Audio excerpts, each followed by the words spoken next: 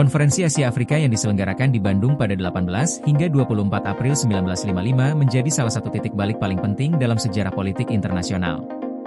Di tengah ketegangan Perang Dingin antara Blok Barat dan Blok Timur, konferensi ini hadir sebagai deklarasi kolektif bangsa-bangsa Asia dan Afrika yang baru merdeka untuk menegaskan kemandirian mereka, sekaligus menolak terjebak dalam konflik ideologis dua adidaya.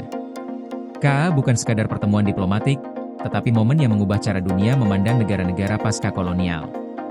Dari yang sebelumnya dipandang sebagai objek politik global, negara-negara ini menunjukkan diri sebagai aktor yang memiliki suara dan kepentingan yang harus dihormati. Dari konferensi inilah lahir Dasasila Bandung, 10 prinsip dasar yang menegaskan penghormatan terhadap kedaulatan, kesetaraan bangsa, dan penolakan terhadap kolonialisme, imperialisme, serta intervensi asing. Prinsip-prinsip ini menjadi fondasi utama bagi lahirnya gerakan non-blok.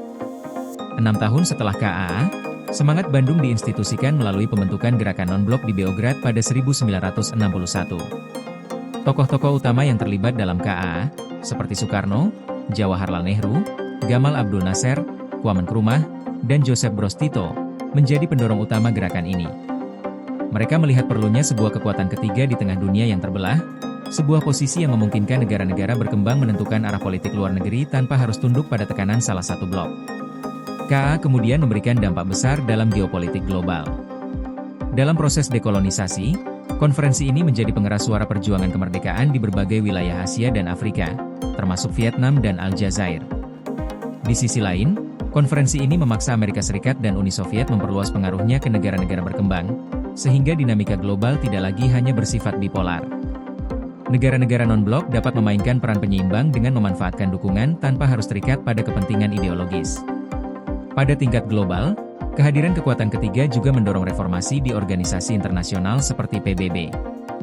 Dorongan terhadap resolusi anti-kolonial, pengakuan hak menentukan nasib sendiri, serta penguatan kedaulatan negara berkembang menjadi bagian dari warisan penting KA. Krisis Suez menjadi salah satu contoh bagaimana negara-negara non-blok mampu menunjukkan kemandirian dalam menentukan kebijakan luar negeri. Di Asia, KA membantu mengakhiri isolasi diplomatik Tiongkok dan membangun identitas politik regional yang lebih kuat. Sementara di Afrika, konferensi ini menjadi pemicu akselerasi dekolonisasi yang mencapai puncaknya pada 1960, sekaligus membuka jalan bagi pembentukan Organisasi Persatuan Afrika, cikal bakal Uni Afrika saat ini. Hingga masa kini, semangat Bandung tetap relevan. Di tengah munculnya polarisasi baru seperti persaingan Amerika Serikat dan Tiongkok, prinsip-prinsip Dasasila Bandung, khususnya penghormatan kedaulatan dan penolakan dominasi, kembali menjadi acuan penting bagi negara-negara Global South. Meskipun gerakan non-blok menghadapi tantangan internal dan perubahan dinamika dunia, nilai-nilai yang lahir dari KA terus menjadi basis perjuangan untuk menciptakan tatanan internasional yang lebih adil. KA bukan hanya peristiwa politik, tetapi sebuah revolusi pemikiran yang mengubah cara dunia memandang hubungan internasional.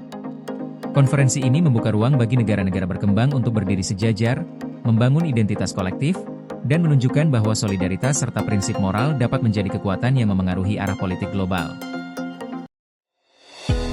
Koordinasi PLN dengan TNGL jelang Hari Kesaktian Pancasila, listrik terbangun, alam tetap lestari. Panen perdana garam Aceh. PLN hadirkan energi untuk UMKM di momen menyambut Hari Kesaktian Pancasila.